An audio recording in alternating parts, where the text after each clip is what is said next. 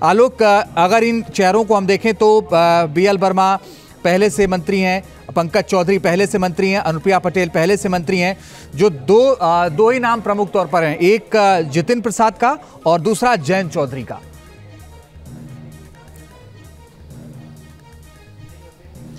बिल्कुल, देखिए दोनों नाम इसलिए भी महत्वपूर्ण है क्योंकि दोनों ही नाम पहली बार जो है मोदी मंत्रिमंडल में शामिल हो रहे हैं और मोदी मंत्रिमंडल में शामिल होने के साथ साथ एक बड़ी जिम्मेदारी दोनों को ही मिल रही है। जयंत चौधरी का ये पहला अनुभव होगा जब वो केंद्र सरकार में मंत्री बनेंगे। उनके लिए सबसे बड़ी बात यही है कि केंद्र सरकार में मंत्री बनने के साथ साथ जो उनको मंत्रालय दिया जाएगा उसको कैसे काम करना है, इस तरीके का जो कहा जाता है ब्लू बुक इंस्ट्रक्शंस, वो ऑलरेडी चाय पे जो चर्चा हुई है वो दे दी गई है। किस तरीके से काम करना है, योजना बनाने के साथ साथ शिलान्यास के साथ साथ उसके किस तरह से लोकार्पण करना है, ये सब बेसिक जो बातें हैं बता दी गई हैं। तो जयंत चौधरी के लिए मोदी सरकार में पहली एंट्री है, उसी तरीके से जितिन प्रसाद उनकी भी मोदी सरकार में पहली एंट्री होगी। और पीलीभीत से वो चुनाव जीते हैं जब उन्होंने भारतीय जनता पार्टी ज्वाइन की थी, उसके बाद उन्हें PWD मिनिस्टर यहाँ राज्य में बनाया गया था और इस बार उन्हें चुनाव लड़ाया गया जिसका नतीजा अच्छा रहा और उनके लिए एक तौर पर उनकी किस्मत भी अच्छी है कि वो मोदी सरकार में जा रहे हैं। उम्मीद यही की जा रही है कि जिन 6 नामों पर चर्चा चल रही है, 6 के 6 नाम न सिर्फ महत्वपूर्ण है बल्कि उत्तर प्रदेश की 80 सीटों में जो बीजेपी ने उतना अच्छा यहाँ परफॉर्मेंस नहीं दिखाया, इसलिए 6 नामों को लेकर के ये माना जा रहा है कि न सिर्फ अच्छा विभाग, अच्छा मंत्रालय दिया जाएगा बल्कि कद और पद दोनों ही अच्छे यहाँ पर हो सकते हैं। अनुप्रिया पटेल की पार्टी जो अपना दल है हम उसी में है और यहाँ पर कार्यकर्ताओं को उम्मीद है कि कम से कम कैबिनेट वरना स्वतंत्र प्रभार किसी मंत्रालय का दिया जा सकता है, ऐसा कोई विभाग मिल सकता है जो कि सीधा जनता से जुड़ा हुआ विभाग हो। तो इस तरह से उम्मीदें भी बढ़ी हैं क्योंकि लगातार 3 साल से वफादारी का पूरा टेस्ट उन्होंने दिया है और पार्टी के साथ खड़ी रही है बीजेपी के। अब देखना यही होगा कि किसको क्या विभाग मिलता है। दूसरी तरफ हम बात करें तो जितिन प्रसाद एक ब्राह्मण चेहरे के रूप में भी उनको प्रतिनिधित्व के रूप में देखा जा सकता है क्योंकि राजनीति में समाज का भी प्रतिनिधित्व नजर आए। 2027 में यहाँ चुनाव होगा। दूसरी तरफ जयंत की बात करते हैं तो पश्चिम की राजनीति, जाटों की राजनीति जो कि इस बार कहीं ना कहीं भारतीय जनता पार्टी के लिए बेहतर रहा, तो जयंत उसके लिहाज से बेहतर है। उत्तर प्रदेश के लिहाज से बहुत महत्वपूर्ण है ये जो पूरा खाका उत्तर प्रदेश की तरफ से तैयार किया गया है। आलोक पांडे हमारे सहयोगी ज्यादा जानकारी के लिए इस वक्त जुड़ रहे हैं। आलोक, अगर इन चेहरों को हम देखें तो BL वर्मा पहले से मंत्री हैं, पंकज चौधरी पहले से मंत्री हैं, अनुप्रिया पटेल पहले से मंत्री हैं।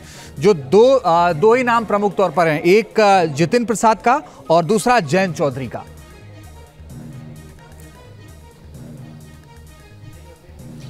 बिल्कुल, देखिए दोनों नाम इसलिए भी महत्वपूर्ण है क्योंकि दोनों ही नाम पहली बार जो है मोदी मंत्रिमंडल में शामिल हो रहे हैं और मोदी मंत्रिमंडल में शामिल होने के साथ साथ एक बड़ी जिम्मेदारी दोनों को ही मिल रही है। जयंत चौधरी का ये पहला अनुभव होगा जब वो केंद्र सरकार में मंत्री बनेंगे। उनके लिए सबसे बड़ी बात यही है कि केंद्र सरकार में मंत्री बनने के साथ साथ जो उनको मंत्रालय दिया जाएगा उसको कैसे काम करना है, इस तरीके का जो कहा जाता है ब्लू बुक इंस्ट्रक्शंस, वो ऑलरेडी चाय पे जो चर्चा हुई है वो दे दी गई है। किस तरीके से काम करना है, योजना बनाने के साथ साथ शिलान्यास के साथ साथ उसके किस तरह से लोकार्पण करना है, ये सब बेसिक जो बातें हैं बता दी गई हैं।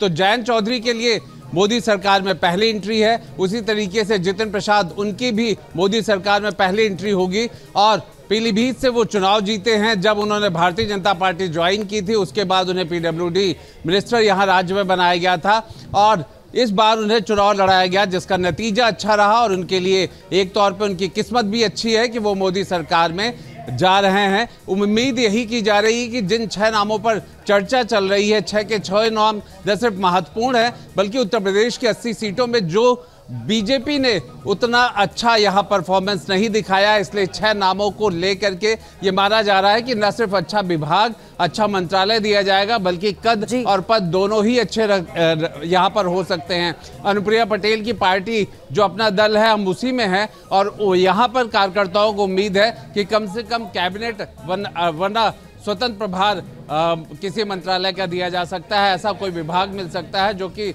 सीधा जनता से जुड़ा हुआ विभाग हो। तो इस तरह से उम्मीदें भी बढ़ी हैं, क्योंकि लगातार 3 साल से वफादारी का पूरा टेस्ट उन्होंने दिया है और पार्टी के साथ खड़ी रही है बीजेपी के।